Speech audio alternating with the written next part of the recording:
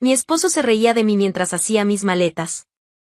Pero cuando vio una limusina detenida frente a casa para recogerme, se quedó en shock. Durante mucho tiempo creí que el lujo era sinónimo de felicidad.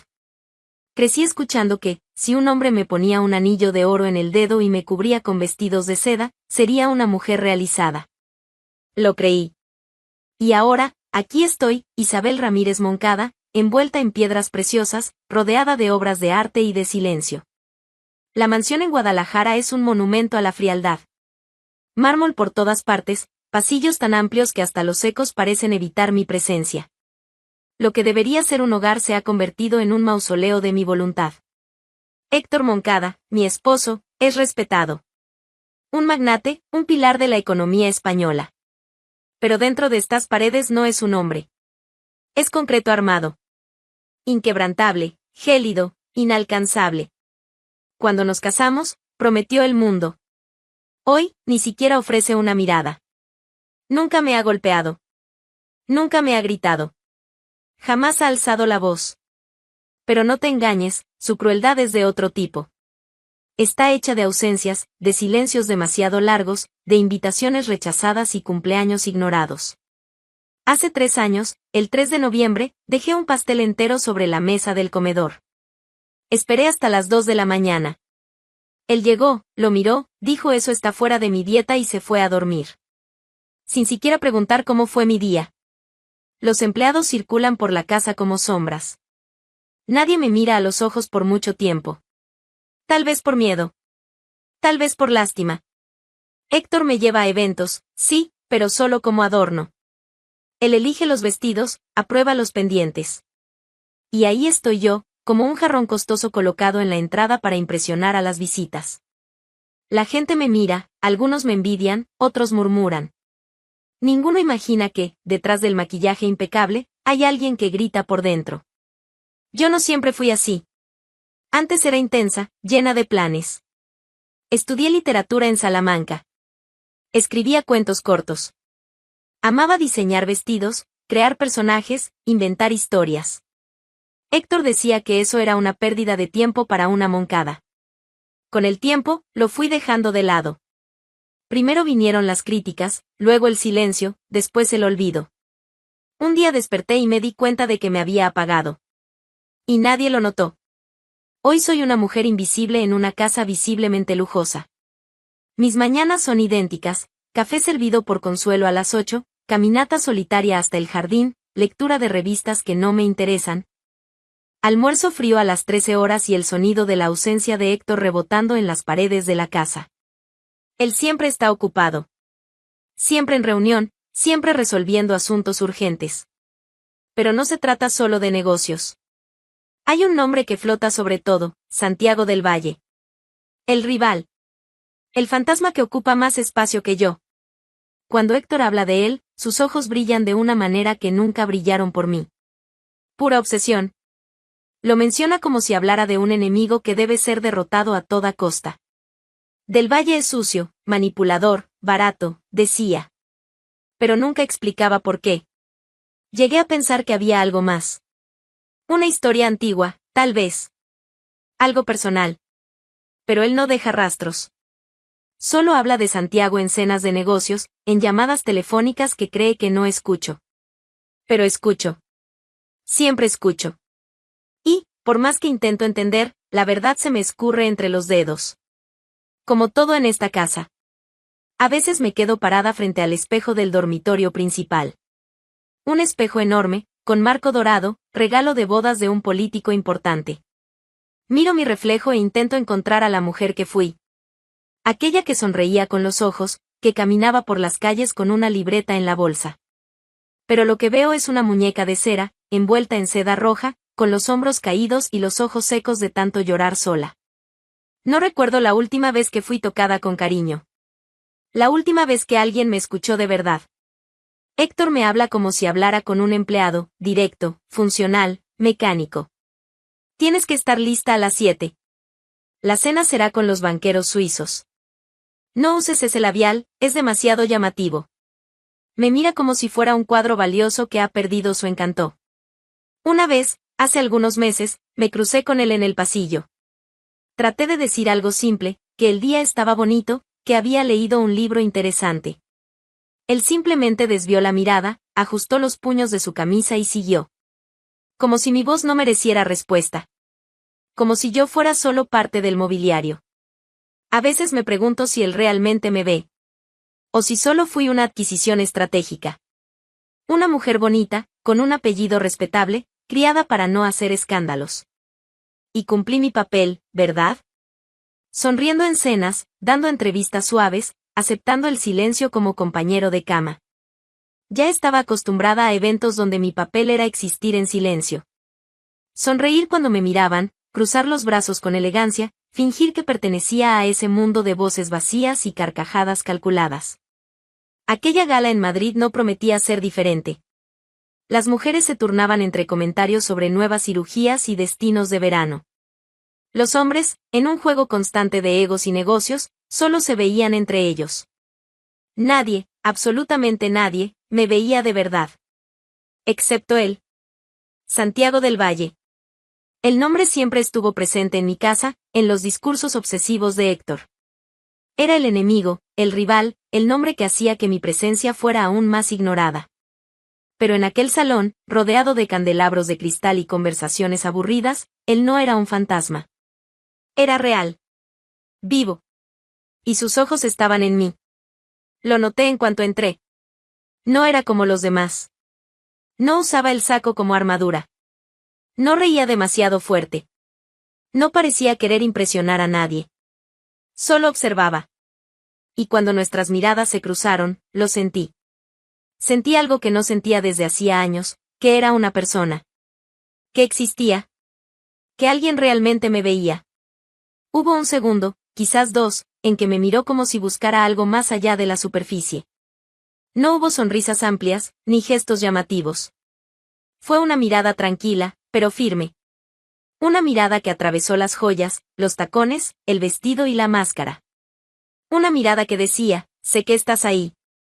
Seguí la noche como dictaba el protocolo. Del brazo de Héctor, con la pose perfecta para las fotos. Pero por dentro, algo empezaba a moverse. Algo pequeño, pero innegable. Sentí el estómago revolverse de una manera que no sentía desde la adolescencia. Y cada vez que miraba de reojo, él seguía allí. Santiago. Conversando con ministros, riendo con banqueros, pero sus ojos volvían a mí como si supieran un secreto que yo misma había olvidado. Después de eso, todo ocurrió rápido. La semana siguiente recibí un mensaje desde un número nuevo, anónimo. Una frase simple. La noche en Madrid tuvo una luz diferente, ¿la señora Ramírez lo notó? Sentí el corazón acelerarse como si estuviera haciendo algo prohibido. Y lo estaba.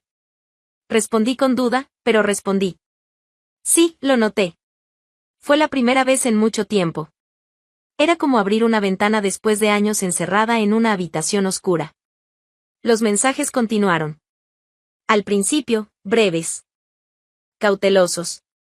Después, se convirtieron en confidencias. Él me preguntaba cosas simples, ¿cuál es tu libro favorito? ¿Todavía dibujas? Y yo me veía contando secretos que ni siquiera recordaba que existían. Pasábamos horas intercambiando palabras escondidas. Palabras que, para mí, eran como respirar. Me reía sola, a veces en el baño, a veces detrás de la puerta del vestidor. Me sentía ridícula, una mujer hecha y derecha, casada, suspirando por mensajes como una adolescente. Pero no podía parar. Por primera vez, alguien quería escuchar lo que yo pensaba, no solo cómo me vestía. Santiago no hacía preguntas invasivas. Nunca mencionaba el nombre de Héctor.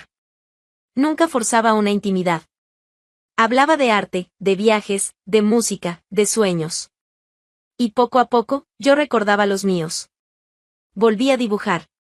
Por las noches, cuando la mansión dormía, abría mi viejo cuaderno y dejaba correr mi mano. Líneas torcidas, sí, pero vivas. Líneas que gritaban que yo aún estaba aquí. Empecé a mirarme diferente en el espejo. A usar labiales que hacía tiempo estaban olvidados. A caminar por el jardín con los hombros más erguidos. Era sutil. Pero estaba ahí. Una chispa. Un latido. Y con él, el miedo. Porque yo sabía dónde estaba. Sabía con quién estaba casada. Sabía que cualquier paso en falso podía convertirse en escándalo. Pero también sabía que había algo irrecuperable en mí, algo que Santiago, con pocas miradas y mensajes discretos, estaba logrando tocar. Era extraño. Seguía durmiendo en la misma cama. Seguía sentándome a la mesa con Héctor. Seguía bajando las escaleras con el mismo compás ensayado. Pero por dentro, comenzaba a despertar. Una noche, ya acostada, sentí mi cuerpo vibrar con un simple mensaje. No sé qué ves cuando te miras al espejo. Pero yo veo algo precioso. Lloré. Sola, en la oscuridad, con el teléfono apretado contra el pecho. No por el mensaje, sino porque ya no recordaba cómo se sentía ser preciosa. Aún no sabía lo que vendría. Aún me escondía, aún temblaba al oír los pasos de Héctor. Pero algo se había movido. Algo irreversible. Estaba dividida. Entre la mujer decorativa de la mansión, perfecta, inmóvil, obediente, y la mujer que reía sola frente al celular, que sentía el corazón latir fuerte por una frase. Que empezaba a soñar otra vez. Sueños pequeños, tímidos, como un brote de flor entre el concreto. Pero sueños, al fin. Y Santiago, él no intentó salvarme. No prometió nada. Solo me vio. Y a veces, eso es más que suficiente para incendiar un mundo entero. En los últimos días, empecé a caminar distinto. Pequeñas cosas. Un labial más atrevido, un libro en las manos durante el café, una respuesta menos sumisa. Nada escandaloso. Pero lo suficiente para que él lo notara. Para un hombre que controla todo, cualquier pequeño desvío es una amenaza. Esa noche, llegó tarde como siempre. Se quitó el saco, lo dejó sobre la butaca y pasó derecho por la sala sin mirarme. Yo estaba allí, sentada, leyendo, con las piernas cruzadas. Ni siquiera disimulé. Ya no era la sombra que evitaba la luz. Me quedé allí, firme, pasando las páginas con calma. Entró en la cocina, tomó un vaso de agua y, antes de salir, lanzó. ¿Qué haces con ese labial? Lo miré. Sin miedo. Simplemente lo miré. Lo estoy usando. Fue la primera vez en años que respondí algo que no fuera un sí, claro o como quieras. Cerró la puerta de la cocina y subió. Pero algo quedó en el aire. La tensión. La alerta. Lo había notado. Y eso le molestaba. Al día siguiente, comenzaron las preguntas. Cortas, disfrazadas de curiosidad.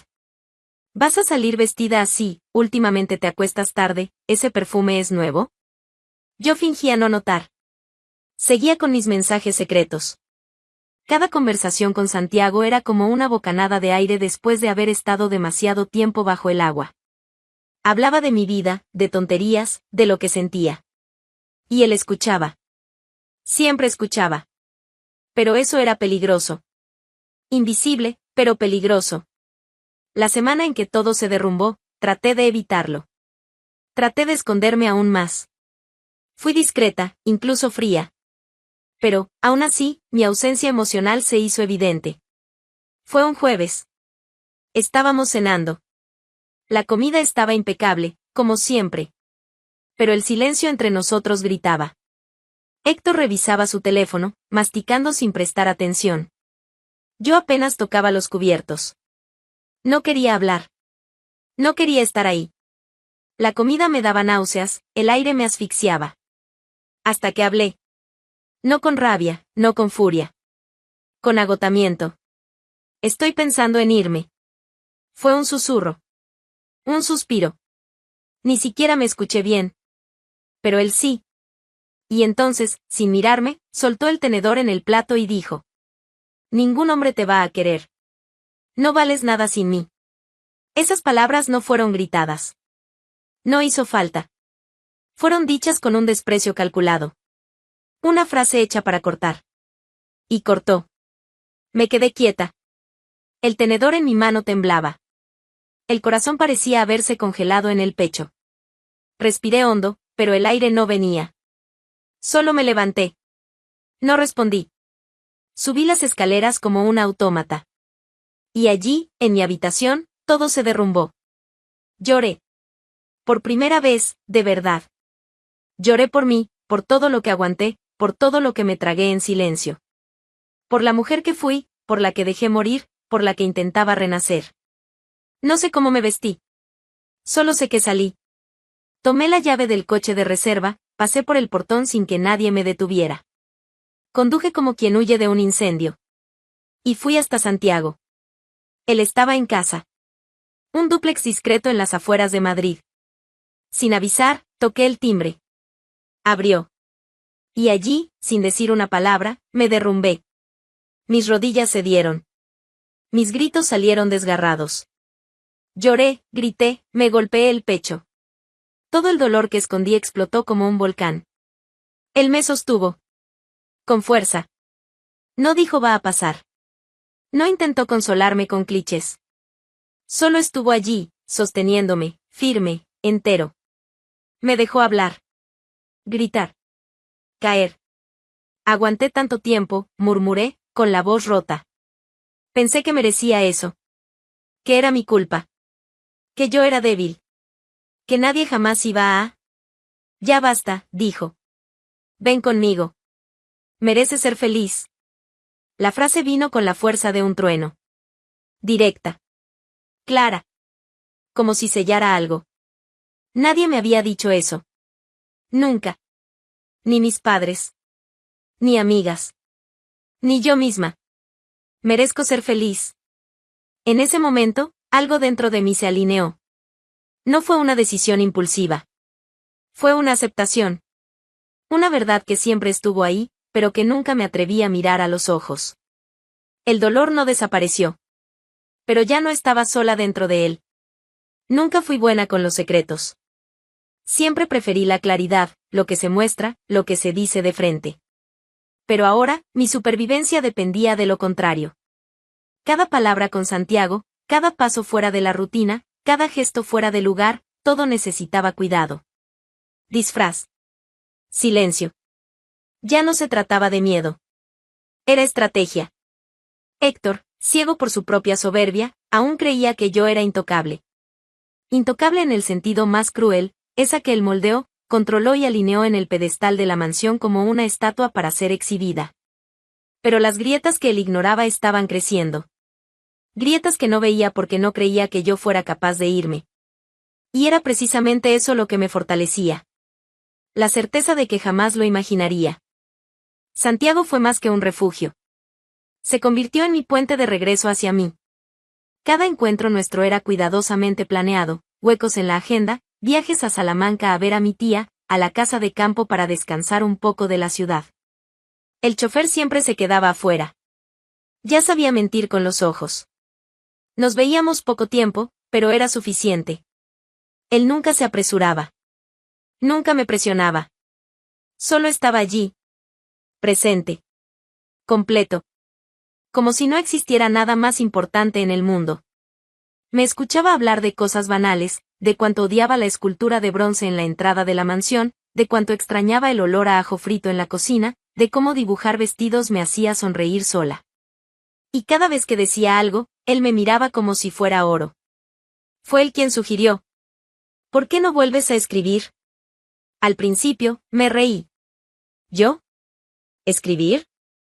Hacía tanto tiempo. Me sentí ridícula. Pero esa noche, al llegar a casa, saqué del fondo del armario una antigua caja de cartón. Dentro, cuadernos con hojas amarillentas. Borradores viejos. Historias incompletas.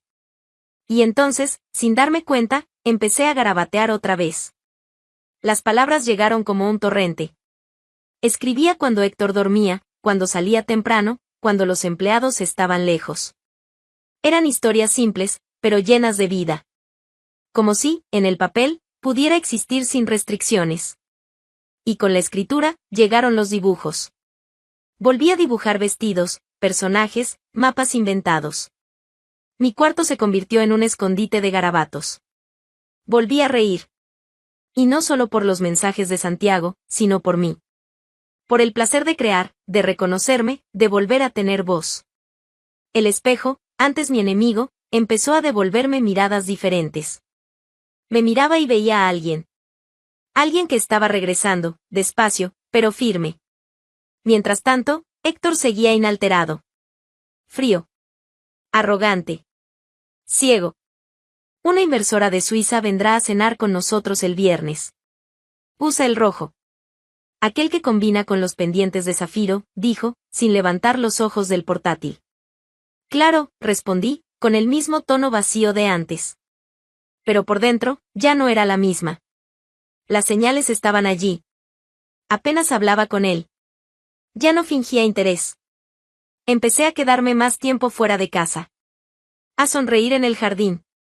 A poner música que él detestaba. Y aún así, no lo veía. Porque en el mundo de Héctor Moncada, mujeres como yo no se van. Solo se conforman. Solo aguantan. No notó cuando dejé de acompañarlo a reuniones. Cuando dejé de maquillarme como antes para las cenas formales. Cuando dejé de responder con falso entusiasmo a sus invitaciones para eventos. No lo percibía. O no quería percibirlo. Eso me daba margen. Espacio para preparar mi salida. Para coser, en silencio, mi fuga. Santiago y yo empezamos a planear. No hablábamos de fechas. Hablábamos de posibilidades. De dónde podríamos vivir. De cómo reorganizarlo todo para que no hubiera vuelta atrás. Cada detalle era estudiado con cautela. Y todo sin dejar rastros. No quiero que sea una huida, me dijo un día. Quiero que sea una elección. Eso se quedó en mi cabeza por días. Yo ya no quería huir. Ya había huido de mí misma por demasiado tiempo. Ahora, solo quería irme. Porque lo merecía. Porque podía. Santiago me mostró una casa en la región de Valencia. Viñedos alrededor. Cielo abierto. Una casa sencilla, pero hermosa. Con un estudio solo para mí, donde pudiera escribir, dibujar, empezar de nuevo. Esa imagen quedó grabada en mí como una promesa. Pero prometer era peligroso. El miedo seguía allí. ¿Y si él lo descubría? ¿Y si me destruía?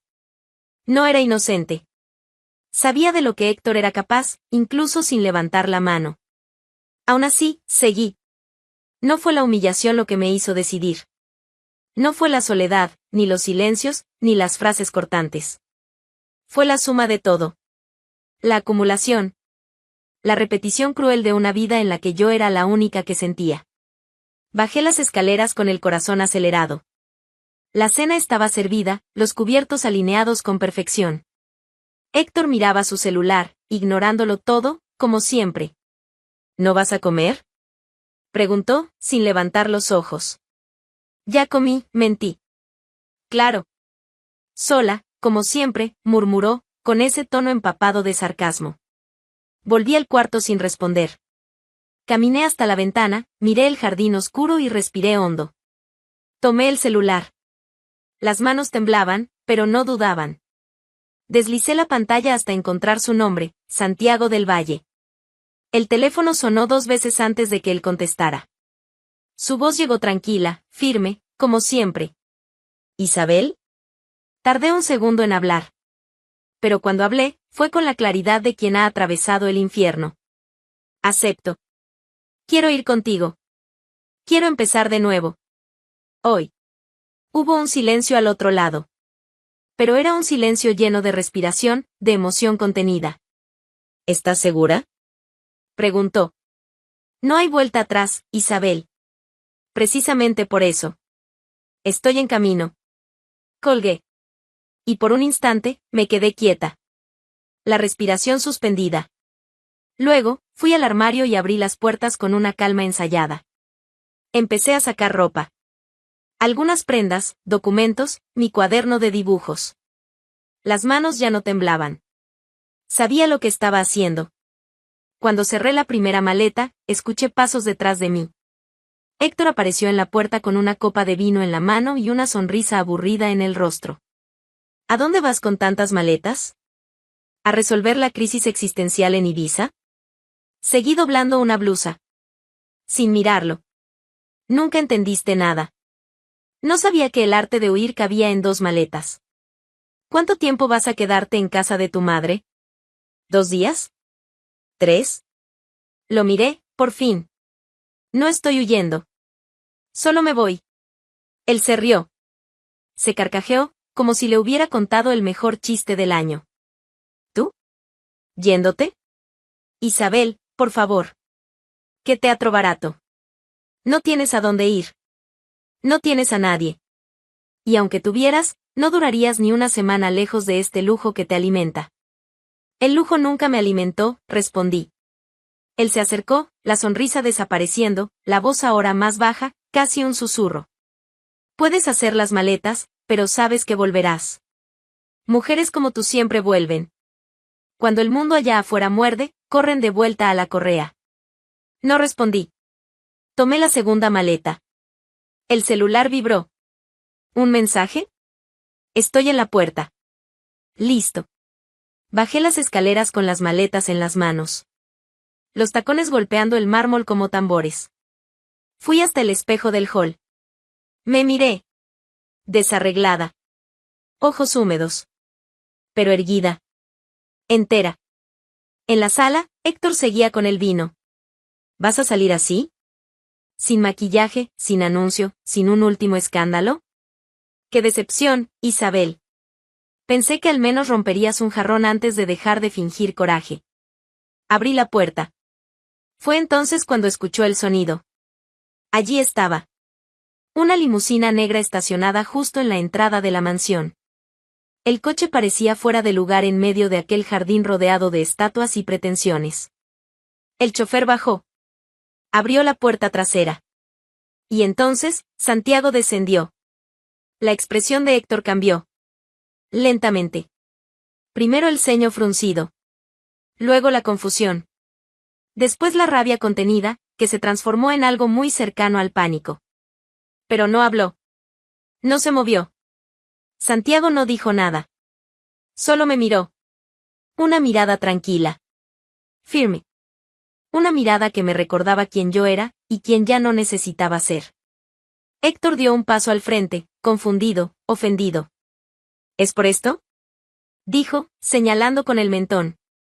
¿Es esto lo que crees que quieres? ¿Ese teatro ridículo de romance barato? Me volví hacia él. Por última vez. No. No lo creo. Estoy segura. Las palabras no salieron con rabia. Salieron con alivio. Y entonces, sin decir nada más, caminé hacia la puerta de la limusina. Santiago tomó mis maletas, como si ese gesto sellara un pacto antiguo. Entré. Me senté. Respiré hondo. Héctor se quedó allí. De pie. Con el vino en la mano. Inmóvil. Sin entender cómo había pasado aquello. Porque en su mundo, yo nunca fui capaz. Nunca fui valiente. Nunca fui real. La puerta de la limusina se cerró con un chasquido limpio. Y por la ventana, miré atrás por última vez. No a él. Sino a mí. A la mujer que soportó. Que resistió. Que ahora se iba. La casa quedó atrás. La carretera se abrió. Y con ella, el futuro. La nueva casa era hermosa. Lujosa, sí, pero con otro aire. No había arrogancia en las paredes, ni opresión en los muebles. Todo allí parecía haber sido elegido con cuidado, no para exhibir poder, sino para ofrecer confort. Era un tipo de riqueza que no gritaba. Susurraba. Me envolvía como una segunda piel. El jardín era amplio, con viñedos que se extendían hasta donde alcanzaba la vista. Las habitaciones tenían enormes ventanas abiertas al sol. Había mármol, sí, pero no frío, brillante, cálido, vivo. La sala principal tenía una chimenea de piedra bruta y una estantería llena de libros antiguos que Santiago coleccionaba. A su lado, él montó un estudio solo para mí. Con una mesa de roble, papeles de todos los gramajes, pinceles nuevos, blocs de notas. Dijo que ese era mi territorio. Y que él no lo invadiría. Durante la primera semana, me sentía una extraña en el paraíso. Caminaba descalza, tocando los muebles, observando los cuadros, intentando entender si aquello era real o solo una tregua de la tormenta. Santiago no me apuraba. Me dejaba existir a mi ritmo. Solo aparecía, de vez en cuando, con una sonrisa y una pregunta que parecía tonta, pero siempre me desarmaba. ¿Quieres ver el mar conmigo hoy? Y fuimos. El primer viaje fue a Denia. En coche, por las carreteras costeras. Paramos en un restaurante escondido junto al Mediterráneo. Él pidió vino, me hizo probar platos que nunca había tenido el valor de probar. Me vio reír, con la boca llena, y dijo que ese sonido, mi risa verdadera, era lo más valioso que había oído jamás. Le creí. En los días siguientes, organizó paseos por bodegas de la región. Después, me llevó a un concierto de música clásica. Una noche, me hizo ponerme un vestido nuevo, dorado, y me llevó a cenar en Valencia, en una terraza con vista a toda la ciudad. Estábamos rodeados de luces y silencio. Me miró como si nada más existiera. Estás empezando a volver, Isabel, dijo. Pero incluso rota, ya vales más que cualquier mujer entera que haya conocido. Me mimaba sin excesos, pero con constancia. Flores dejadas en la mesita de noche. Chocolates en el escritorio cuando pasaba horas escribiendo. Un collar antiguo que compró en una tienda de antigüedades solo porque, según él, tenía tu alma atrapada en él. Y yo florecía. Volví a dibujar todos los días. Empecé a escribir un libro, una novela con una protagonista que cargaba un pasado familiar, una mujer que huyó tarde, pero entera. Santiago leía fragmentos conmigo por la noche, corregía detalles, sugería ideas. No intentaba dirigir mis palabras. Solo se aseguraba de que no volvieran a apagarse. Una tarde de sábado, me invitó a montar a caballo. Me puse nerviosa, hacía años que no subía a uno. Me calmó con un toque en la mano. No estás rota, Isabel. Solo estabas atrapada. Cabalgar entre los viñedos, el sol golpeando mi cabello suelto, y ahí, en ese instante, lo supe, esa era la vida que siempre quise. Una vida donde no necesitaba demostrar nada, ni resistir todo el tiempo. Las noches con él eran lentas. Cálidas. Sin urgencia, sin obligación. Me miraba con hambre, sí, pero de verdad. De mí. No de lo que yo representaba. Mientras tanto, al otro lado del mar, la mansión de Guadalajara seguía en pie, como un mausoleo de todo lo que nunca debió haber sido. Héctor seguía allí, rodeado por su colección de poder, sus estatuas y trofeos, rodeado de criados, de cifras, de contratos. Pero nada de eso llenaba lo que había perdido. Porque perdió más que a una mujer. Perdió lo que jamás podría comprar, a alguien que lo amó a pesar de todo. Y ahora, lo sabía. Podía sentirlo. Cada vez que subía esas escaleras silenciosas, cada vez que miraba la silla vacía en el comedor, cada vez que el teléfono no sonaba. Podía tener todas las acciones de la Bolsa de Madrid, pero ya no tenía mi voz diciendo buenas noches. No me había buscado. No porque no quisiera. Sino porque no sabía cómo. Porque en el fondo, lo sabía, no hay cómo reconquistar lo que se despreció por tanto tiempo. Mi venganza no vino con gritos, ni con escándalos. Vino con silencio. Con distancia. Con la imagen de él solo frente a la puerta que se cerró para siempre. Hoy, me despierto sin miedo. Me siento frente a mi escritorio y escribo con libertad. Viajo sin tener que pedir permiso. Soy escuchada. Soy amada. Y soy, por encima de todo, mía.